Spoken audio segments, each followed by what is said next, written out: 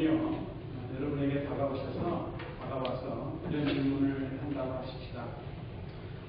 당신은 성경 66권의 책 중 어느 책을 가장 좋아하며 또한 그 책을 좋아하는 이유는 무엇입니까? 라고 묻는 사람이 있다면 여러분은 대답할 준비가 되어 있습니까? 어떤 사람이요, 어떤 질문을 할지 우리는 아무도 모릅니다. 그러니까 이런 것도 질문의 가능성이 있는 거거든요. 미리 좀 생각을 해보세요. 나는 66권 성경 중에서 어느 책을 가장 좋아합니다. 그리고 좋아하는 이유는 이러이러이러다. 이렇기 때문에 좋아합니다. 지휘자님은 66권 성경 중에서 가장 좋아하는 책이 있나요? 있어요? 네, 좋아하는 이유도 있고요. 네, 저렇게 씩씩하게 가야 되는데, 어떤 분에게 그렇게 질문을 했어요. 66권 성경 중에서 어느 책을 가장 좋아해요?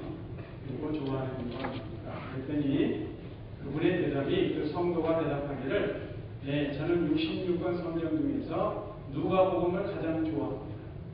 그리고 누가복음을 가장 좋아하는 이유는 매 장마다 예수님이 먹고 마시는 장면이 나오기 때문이다. 그렇죠. 우리가 살아가면서 먹고 마시는 거 즐거움 얼마나 큽니까? 또 먹고 마시는 그 즐거움이 참 우리가 잊지 못하는 거예요. 옆에 앉은 분에게 묻습니다. 아침 식사하고 오셨습니까? 아침 식사 안 하고 오신 분은 즐거움 하나 놓쳐버린 거예요. 주일 아침 바쁘시죠? 근데 그래도 먹는 즐거움이 좋으니까요, 꼭 드시고 오시기 바랍니다. 그래야지 또 힘차게 찬양할 수 있지 않겠어요? 근데 우리가 사실 누가복음을 보면 매 장마다 예수님이 먹고 마시는 건 아니에요. 그런 장면이 나오지는 않지만은 자주 등장하는 것만은 사실이에요.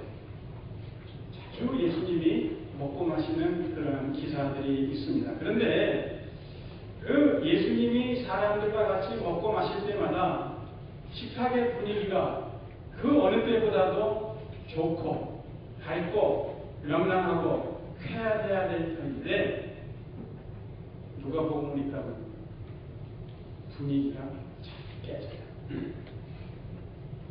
분위기 깨지는 그 식탁 자리를 우리가 종종 보는데요. 누가복음 5장을 보면은 바리새인과 서기관들이 예수님의 제자들에게 이렇게 묻습니다. 너희가 어찌하여 세리와 죄인들과 함께 먹고 마십니까? 그러니까 잘해서 묻는 거예요? 못해서 묻는 거겠어요? 잘못하고 있다 이거죠.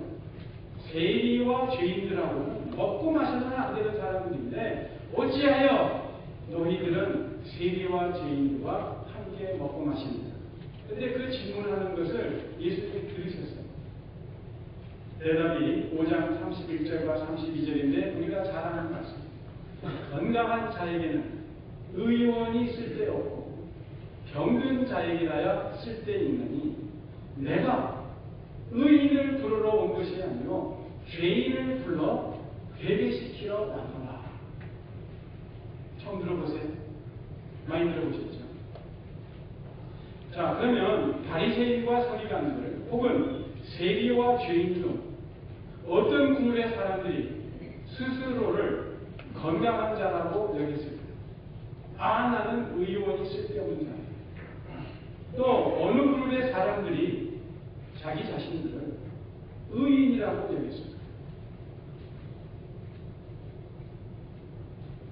우리는 쉽게 대답할 수 있죠. 자, 그렇다면 지금 이 자리에 모여있는 우리는 병든 자라고 생각하십니까? 아니면 건강한 자라고 생각하십니까? 육신적으로 말하면 영적으로. 자, 예수님이 내가 의인을 부르러 온 것이 아니요 죄인을 불러 회개시키러 왔노라 그러셨는데, 자, 그러면 우리는 의인입니까? 죄인입니까? 아이쇼. 그러면 죄인이라면 회개했습니까? 예. 우리가 예수님의 말씀 중에 내가 의인을 부르러 온 것이 아니라 죄인을 부르러 왔노라 이렇게 하는 거죠. 맞아요? 틀려요? 내가 의인을 부르러 온 것이 아니라 죄인을 부르러 왔노라. 성경은 그렇게 되어 있잖아요. 내가 의인을 부르러 온 것이 아니라 죄인을 불러 그 다음에 말했어요. 회개시키러 왔노라. 그렇다면 우리가 죄인이라면 예수님이 우리에게 회개시키러 오셨다는 것입니다. 그럼 우리 입장에서 보면 어떻게 해야 되나요? 회개해야죠. 우리가 말씀을 보되 정확하게 봐요. 그저 99.99% 봤다고 해서 답은 돼요. 때로는 우리가 놓친 그 0.01%가 우리의 삶을 좌우할 때가 있어요. 죄인을 불러 회개시키러 가요. 또 누가복음 7장에 보면은 바리새인 시몬이라는 사람이 예수님을 그의 집에 초청합니다. 그때 동네 사람들로부터 멸시를 받는 한 여인이 예수님을 찾아와서 예수님의 발에 향유를 붓습니다. 우리가 잘 아는 기사. 그때 그 광경을 보고 있던 이 시몬이라는 바리새인 이 사람이 마음속에 이런 생각을 했어요. 37장 39절에 이 사람이 만일 선지자라면 자기를 만지는 이 여자가 누구며 어떠한 자 곧 죄인인 줄 알았습니다. 그러니까 이 시몬은 예수님을 선지자 중에 한 사람으로 집에 영접을 했어요. 자, 그러면은 이 예수님이 선지자라면 지금 자기를 만지고 향유를 붓고 머리털로 예수님의 발을 닦아주는 눈물로 예수님의 발을 적시고 이 여인이 어떠하며 그 다음에 누구며 죄인이라는 것을 알 텐데 어째서 가만히 놔두냐. 예수님이 시몬의 이 생각을 아시고 우리가 잘 아는 비유를 말씀해 주시죠. 50데나리온 빚진 사람이 있고 500데나리온 빚진 사람이 있어요. 주인이 그 빚을 탕감해 줍니다. 그러면 누가 더 주인을 사랑하고 있습니까? 당연히 많이 빚을 탕감받은 사람이 더 사랑하겠죠. 그래서 예수님이 이렇게 결론을 지으십니다. 10장 40절에 사함을 받은 일이 적은 자는 적게 사랑합니다. 예수님을 초청한 시몬과 그리고 시몬이 죄인이라고 생각했던 예수님의 발에 향유를 부은 여자 중 그러면 누가 더 예수님을 사랑했던 사람이에요? 예수님이 누구로부터 더 큰 사랑을 느낀 사람이었습니다. 초청한 시몬이었을까요? 아니면 예수님의 발에 입 맞추고 눈물로 발을 닦아주고 향유를 부어 머리털로 예수님을 대접했던 그 여인, 사람들이 죄인이라고 여겼던 그 죄인, 둘 중에 누가 더 예수님을 사랑했습니까? 그 여인이죠. 왜냐하면 더 사랑한다는 것이 행동으로 나타나 보여졌을 때. 그렇다면 이제 이 자리에 있는 우리는 적게 사함받은 자입니까? 아니면 많이 사함받은 자입니까? 어때요? 많이 사함들 받으셨어요? 아니면 적게 사함들 받으셨어요? 많이 받으셨죠. 그렇다면 많이 사함받은 자가 어떻게 한다고요? 그럼 우리가 말로만 내가 죄인입니다. 말로만 예수님을 사랑합니다. 그게 아닙니다. 회개합니다. 예수님을 많이 사랑하니 보여주죠. 그래야지 그 말이 사실이라는 것을 다른 사람들이 깨닫죠. 또 누가복음 11장에 보면 한 바리새인이 점심에 예수님을 초대했습니다. 근데 당시의 유대인들은 음식을 먹기 전에 반드시 손을 씻어야 하는 그런 규례가 있었습니다. 그런데 예수님이 손 씻고 드셨대요? 손 안 씻고 드셨대요? 손 안 씻고 드셨어요. 그러니까요, 여러분들 가족들 중에 혹시 손 안 씻고 음식을 드시는 분이 계시면 저 사람은 예수님 닮은 사람이에요. 그렇게 하고 넘어가세요. 예수님이 손을 안 씻고 음식을 드시는 거예요. 그러니까 옆에 있던 사람들이요, 많이 잡았습니다. 어떻게 우리 조상들이 내려준 규례를 안 지키고 그냥 음식을 드신다. 그런단 말이에요. 그래서 예수님을 비난했습니다. 그러자 예수님이 말씀하십니다. 11장 39절에 너희 바리새인, 지금 장과 대접의 겉은 깨끗이 하고 너희 속인즉 탐욕과 악독이 가득하다.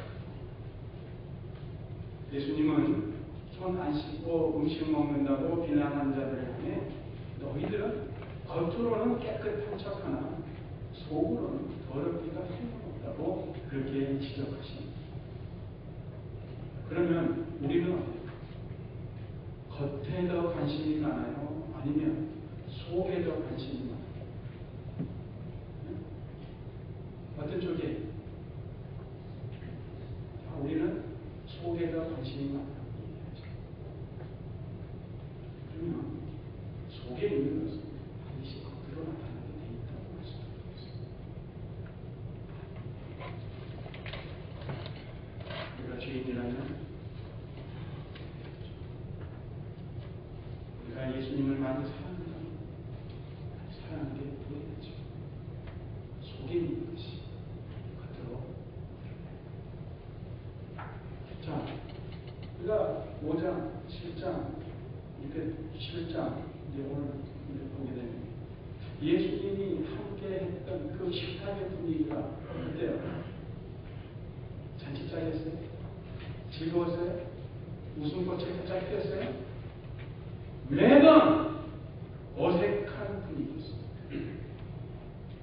예수님으로부터 그런 말을 들은 사람들이 기분이 결코 좋을 리가 없습니다. 마음이 즐거울 리가 없습니다. 예수님이 같이 식탁에 있는 것을 아마 못마땅하게 여기고 예수가 못 전화갔습니다. 안 올 걸. 이렇게 후회하는 사람들이 있었을 거예요. 그런데 우리가 누가복음을 쭉 보면서 쉽게 이해할 수 없는 일 중에 하나가 예수님이 같이 하시면 꼭 시비거리가 일어나는데도 예수님은 그 식사 자리에 초대하는 바리새인들이 있었다는 사실입니다. 오늘도 1절을 보면 안식일에 예수께서 바리새인의 한 두령의 집에, 그러니까 바리새인들 중에서도 지도자급 되는 사람이죠. 그 집에 떡 잡수시러 들어가시니 저기가 엿보고 있더라 말씀하고 있습니다. 안식일에 회당에서 하나님의 말씀을 듣고 기도하고 이제 즐거운 식탁에 둘러앉아서 육과 영이 안식의 복을 누리는 시간인데 바리새인과 서기관들은 그때 어떻게 하고 있었어요? 저기가 엿보고 있더라. 자, 그러니까 이번 식사 시간 어떻게 기분 좋게 끝났을까요? 아니면 또 기분 상한 자리가 되고 말았을까요? 네? 우리는 쉽게 짐작할 수가 있습니다. 바리새인들이요, 예수님의 잘못을 찾아내리고 눈에 불을 켜고 지켜. 근데 예수님은 조금도 눌리지 아니하시고 오히려 예수님 앞에서 벌어지는 바리새인들의 추악한 모습을 보고 계세요. 어떤 추악한 모습이에요? 서로 상석에 앉으려고 눈을 부라리고 엎드려 밀치는 그런 모습이었어요. 우리가 혼인잔치든지 어떤 식사자든지 청함을 받으면 사람들은 보통대 입는 옷 입고 하지 않습니다. 특히 가정으로 초대를 받았을 경우는 더욱 그렇죠. 가장 그래도 멋지고 최신 유행의 옷을 입고 갑니다. 그리고 당연히 상석에 앉아서 그것에 모인 사람들 앞에서 한번 뽐내고 싶어하는 마음이 다 있어요. 근데 예수님은 뭐라고 말씀하세요? 8절부터 10절까지 보니까 내가 누구에게나 혼인잔치에 청함을 받았을 때 상자에 앉지 마라. 높은 자리에 앉지 마라. 그렇지 않으면 너보다 더 높은 사람이 청함을 받은 경우에 너와 저를 청한 자가 와서 너더러 이 사람에게 자리를 내어주라 하니. 그런데 상상해 보세요. 이 사람에게 자리를 좀 내어주세요 할 적에 그 사람이나 그 말을 듣는 사람이나 옆에서 그걸 보고 있는 사람이나 마음들이 어떻겠어요? 깜짝하지.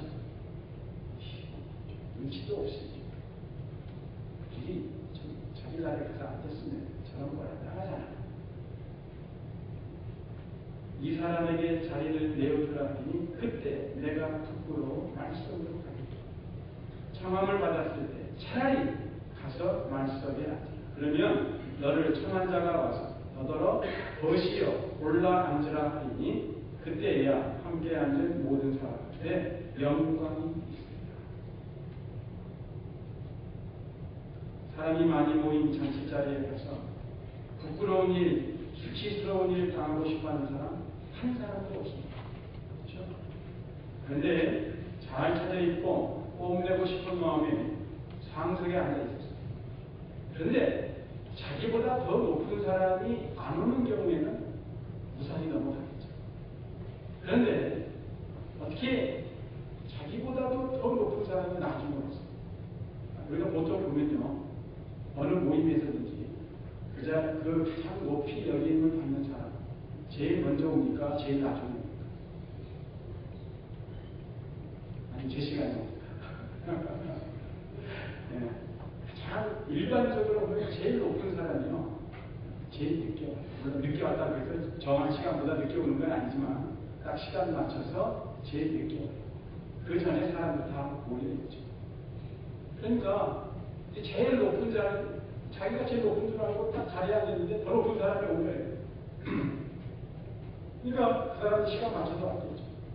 그때 이런 사람은 어디 가서 앉아요? 그 다음 자리에 가서 앉아야 되는데 이거 어때요? 누가 앉아요? 그럼 전부 다 한 자리씩 밀려서 앉아야 돼요? 번거롭잖아요. 그러니까 어디 가서 앉을 수밖에 없어요. 그렇죠. 제일 끝에 자리에 가서 앉을 수밖에 없어요. 나중에 자기보다 더 높은 사람이 오면 할 수 없이 자리를 내줘야 하는데 자리를 내어주고 말석으로 가서 앉을 수밖에 없어요. 말석이 앉을 자리가 없기 때문에. 그런데 말석에 앉아 있다가 올라앉아. 여기 보면 10절 마지막에 그때야 함께 앉은 모든 사람 앞에 영광이 있습니다. 자, 그 사람이 원래 제일 높은 사람이에요. 그러니까 상자에 앉아 있어야 되는데 말석에 가서 앉아 있어요. 그리고 사람들이 그 사람을 눈여겨봅니까? 아니면 그냥 평범한 사람으로 봅니까?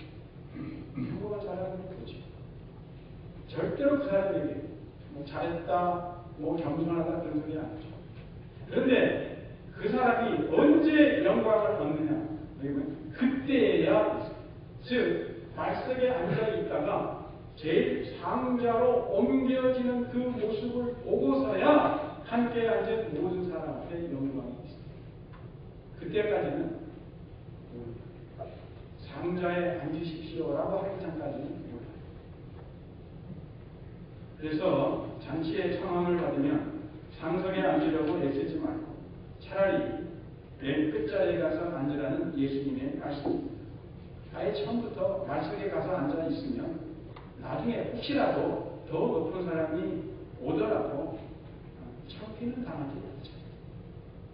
우리 다 같이 11절 말씀 한번 같이 읽겠습니다. 11절 시작.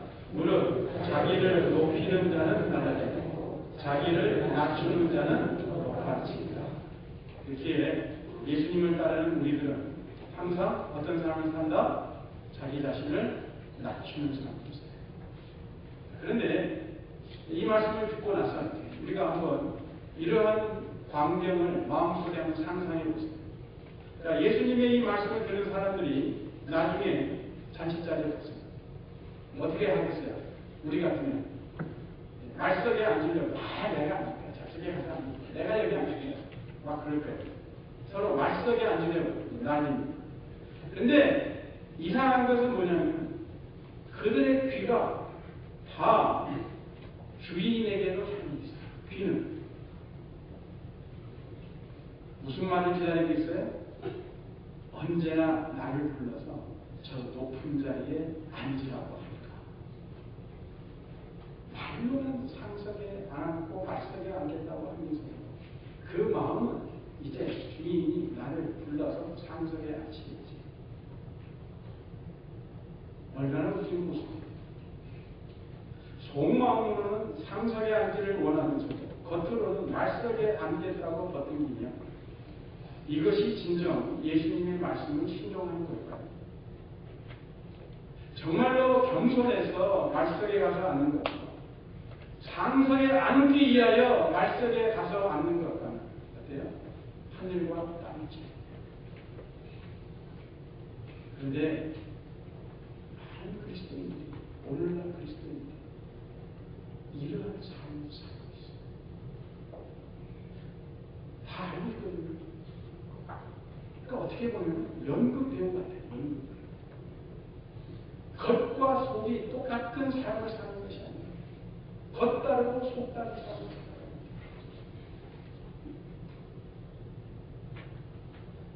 그런데 장차 천국잔치, 어린 양 혼인잔치에 초대받는 사람이 모두 진정으로 겸손한 자들, 자기를 낮추는 자들, 진정 자신을 낮추는 자들은 어떤 사람? 자신을 다른 사람들과 비교하지 않고 대신 늘 예수님께 자신을 비춰보는 사람. 예수님과 비교해볼 것 같아요. 허점이 많고요, 잘못투성, 그리고 더럽고 부족하기 짝이 없는 내 자신의 모습을 보게 됩니다. 그렇기 때문에 자신을 늘 진심으로 낮출 수가 없습니다. 우리는 불완전한 사람들과 내 자신을 비교해서는 우리는 사람과 사람을 비교하는 이 사람이 잘한 것도 있는가 하면 이 사람이 이 사람보다 못한 것도 있어요. 근데 우리들은 대부분 어때요? 남보다 내가 낫다고 생각하고 남 눈에 좋은 것은 안 보이고 잘못한 것만 보이고, 그러니까 불완전한 사람과 내 자신을 비교하다 보면 사람이 교만해질 수밖에 없어요. 남을 무시할 수밖에 없어요. 그렇지만 하나님의 아들 예수 그리스도와 비교하게 되면 내가 자신이 겸손해져요. 그래서 그렇게 매일매일 살다가 보면은 그리스도의 장성한 분량에 이르도록까지 성장합니다. 그러므로 우리가 이 땅에 사는 동안 절대로 내 자신을 이웃과 비교해서는 안 됩니다. 다시 한번 말씀드립니다. 이 땅에 사는 동안 절대로 자신을 이웃과 비교하지 마세요. 예수님이 청함받은 자들에게 물론 자기를 높이는 자는 낮아지고 자기를 낮추는 자는 높아지리라 가르치신 후에 예수님과 그 자리에 같이 한 사람들을 청한 이 바리새인의 지도자들 향해서 말씀하십니다. 12절부터 14절에 또 자기를 청한 자에게 이르시되 내가 점심이나 저녁이나 베풀고 벗이나 형제나 친척이나 부한 이웃을 청하지 말라. 두렵건대 그 사람들이 너를 도로 청하여 내게 가품이 될까? 잔치를 배설하거든 차라리 가난한 자들과 병신들과 저는 자들과 소병들을 청하라. 그리하면 저희가 갚을 것이 없는 도로 내게 복이 되리니 이는 의인들의 부활시에 내가 가품을 받겠습니다. 그러니까요, 복 받는 길이 뭔가 여기 나와 있습니다. 우리가 점심이나 저녁 식사에 사람을 초대할 적에 나를 다시 청할 사람은 초대하지 말라고 말씀하십니다. 그리고 우리가 잔치는 매일같이 하는 게 아니잖아요. 어쩌다 잔치를 하는데 그 어쩌다 하는 잔치에는 가난한 자들이나 또 몸이 불편한 자들이나 저는 자들과 외인들을 청하라고 말씀하십니다. 무슨 말씀인가 하니 사람들이 초대하지 않는, 아니 초대하고 싶지 아니하는 그 사람들을 초대하라는 거예요. 우리는 지위나 신분이 내 정도 되는 사람이나 아니면 나보다 위라고 생각되는 사람들을 초대하죠. 그런 사람들과 좋은 친분 관계를 만들어 놓으면 언젠가 내가 아쉬울 적에 그 사람으로부터 유익함을 얻게 되려는 계산이 깔려있죠. 그걸 말하는 사람은 없어요. 그러나 우리 마음 밑바닥에는 그런 생각들이 깔려있어요. 맛있는 음식을 정성껏 차려놓고 정중하게 대접해서 좋은 시간을 갖게 하려고 최대한 애를 쓰는데 맛있는 음식과 정중하게 대접하는 그 몸짓에는 눈에 보이지 아니하는 실이 매달려 있다는 것을 우리는 기억해요. 어떤 시에 내가 이만큼 했습니까? 저 사람도 언젠가 나에게 이만큼을 해야 돼. 이런 생각이 그 시에 매달려 있어요. 우리가 이 땅에 살아가면서 사람들 사이에 왜 불평하고 섭섭해 하는지 그 이유가 여러 가지가 있겠지만 이런 이유가 가장 크지. 뭐냐면 내가 이만큼 했습니다. 저 사람도 최소한 그만큼 해줘야 된다고 생각했는데 그만큼 갖지 못했다는 생각이 드니까 어때요? 섭섭하고 괘씸해집니다. 내가 이만큼 했는데 섭섭했죠. 지가 못해. 괘씸해집니다. 그런데 갚을 것이 없는 자들을 초대하면 후에 섭섭하거나 괘씸한 생각이 자리 잡을 수가 없죠. 그래서 예수님은 대가를 바라지 말고 나보다 못한 사람들에게 친절과 호의를 베풀라고 말씀하셨습니다. 이 땅에서 대가를 바라지 않고 베푼 선에는 마지막 심판 때 반드시 하나님께서 상 주십니다. 어린 소자 하나님, 맹수 하늘을 준 그 상도 결코 잊지 않는 그것도 하나님 기억하고 계십니다. 이거 기억하지 않으십니까? 자, 그러면 이 14절에 의인들의 부활시에 됐거든요. 의인들의 부활시. 그러면 이 의인들은 어떤 사람이에요? 이 의인들. 누가 의인들이에요? 가난한 자, 불구자, 저는 자, 그리고 소경들일까요? 물론 그 사람일 수도 있어요. 그러나 한 가지 분명한 것은 뭐냐? 예수님의 말씀에 순종하여서 도로 갚을 자가 없는 자들을 그 식탁에 초대한 사람이 바로 의인들입니다. 그들이 하나님의 잔치에 참여합니다. 그들이 그 상을 결코 잃지 아니하더라는 것입니다. 그러므로 예수님이 갚을 것이 없는 자들을 잔치에 초청하라는 말씀은 단순하게 구제만을 말씀하시는 게 아니에요. 구제 그 이상입니다. 나보다 못하는 자들을 불쌍히 여기는 마음, 그들을 초대하여서 있는 모습 그대로 받아주고 같이 웃으며 친교하고 음식을 함께 나누므로 그들과 한 몸이 되라는 말씀입니다. 이러한 광경이 바로 하나님 나라의 모습입니다. 그래서 오늘 우리가 본 말씀 17절 가운데 14절까지 보는데 15절 보니까 함께 먹는 사람 중에 하나가 이 말을 듣고 있는데 무릇 하나님의 나라에서 떡을 먹는 자는 바로 그 다음에 뭐가 나와요? 하나님의 나라에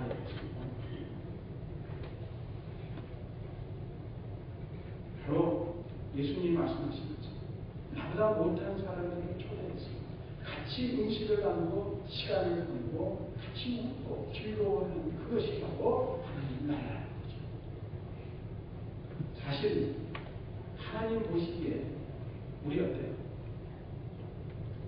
하나님보다 나아요? 하나님과 같아요? 아니면 하나님보다 못해요? 하나님보다도 못해요. 그런데도 하나님께서 우리를 부르셔서 하늘나라 잔치에 초대하십니다. 하나님 보시기에 우린 다 가난한 자요, 불구자요, 저는 자요, 소경과 같은 자요. 그럼에도 하나님은 우리를 위하여 예수님 이 땅에 보내셨고 알게 하시고 믿게 하셨고 그래서 우리로 하여금 하늘나라 잔치 자리에서 먹고 마시게 해주십니다. 장차 하나님의 잔치상에서 먹고 마실 것을 우리로 하여금 미리 이 땅에서 경험하게 해 주시리라고 하는데 그게 뭐예요? 바로 성찬. 그러므로 오늘 우리가 성찬을 대할 때 우리 모두 하나님의 잔치자리에 초대받은 자로서 기뻐하며 또한 우리 모두가 다 예수 그리스도 안에서 서로 한 몸을 이룬 형제 자매임을 확인하는 시간입니다. 자, 우리 옆 사람 보고 같이 이야기해서 인사합시다. 나의 자매입니다. 나의 형제입니다. 같이 악수하면서는 더 좋고 허그하면서 더욱 좋고 형제 자매니까 더 이상 가까울 수가 없어요. 한번 우리 스스로에게 한번 물어보십시오. 오늘 우리 식탁에 이 예수님이 같이 먹고 마셔도 괜찮습니다. 매번 식탁 자리마다 시비가 붙고 분위기가 썰렁해졌는데 그 예수님이 오늘 우리 식탁에 와 계셔도 괜찮겠어요? 자신을 낮추라 하시며 갚을 것이 없는 자들을 초대하라고 하신 그 예수님이 우리 식탁에 같이 계셔도 마음이 전혀 불편하지 않으시겠나요? 조그맣게 아멘이에요.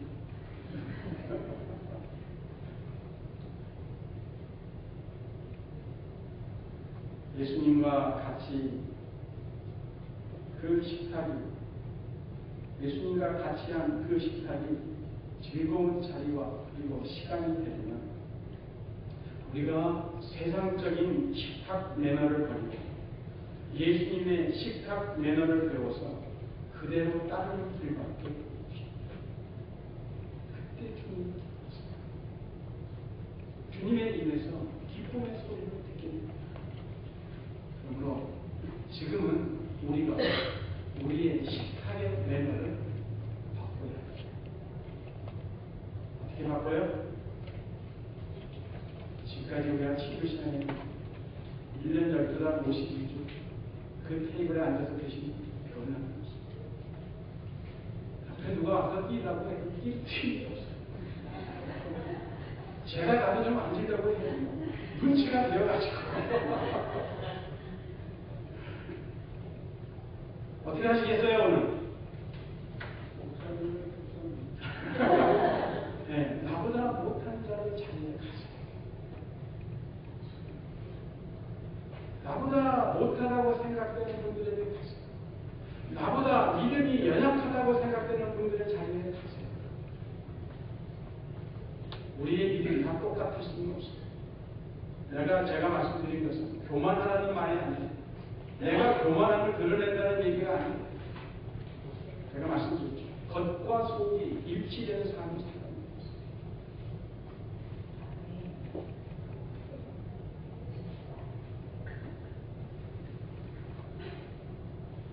예수님의 식탁 매너가 우리 몸에 되어야 합니다. 예수님의 식탁 매너는 우리의 외적 태도만이 아니라 마음의 태도까지 변화될 때 그때야 가능합니다. 네, 그 속마음의 태도, 속마음이 어떻게 변화가 됩니까? 한 일밖에 없습니다. 아까 예수님 말씀, 내가 온 것은 의인을 부르러 온 것이 아니라 죄인을 불러 회개시키라고 하는 것입니다. 그렇기 때문에 내 속마음의 변화는 내 자신이 죄인임을 인정하는 것부터 시작합니다. 내 자신이 죄인. 내가 죄인 인정하고 그리고 나에게 의원이 필요합니다. 의원이 필요합니다. 고백할 적에 그때 속마음의 변화가 필요합니다. 성령께서 그때 변화시켜 주십니다. 그리고 한 가지 우리가 기억해야 할 사실은 누가복음에서 식탁의 분위기를 깬 사람은 결코 예수님이 아닙니다. 우리가 뭐 겉으로 보기에는 예수님이 오셔갖고 썰렁한 얘기하시고 막 꾸짖으시고 그러니까 예수님이 오셔서 분위기 깼네. 예수님이 아니에요. 예수님을 흠잡고 비난하는 사람들이 자리를 깬 거예요.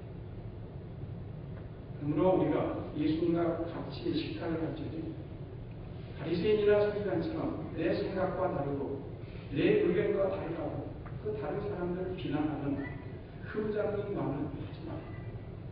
왜냐하면 다 듣고 계시는 그 예수님, 결코 비난하는 내 자신은 비난당하는 그 사람보다 더 의롭다고 하시지 않기 때문에 예수님은 보이지 않는 손님으로 오늘 우리 식탁에 와 계신 우리 식탁에 와 계신 그 주님이 오늘도 우리에게 말씀하셨습니다.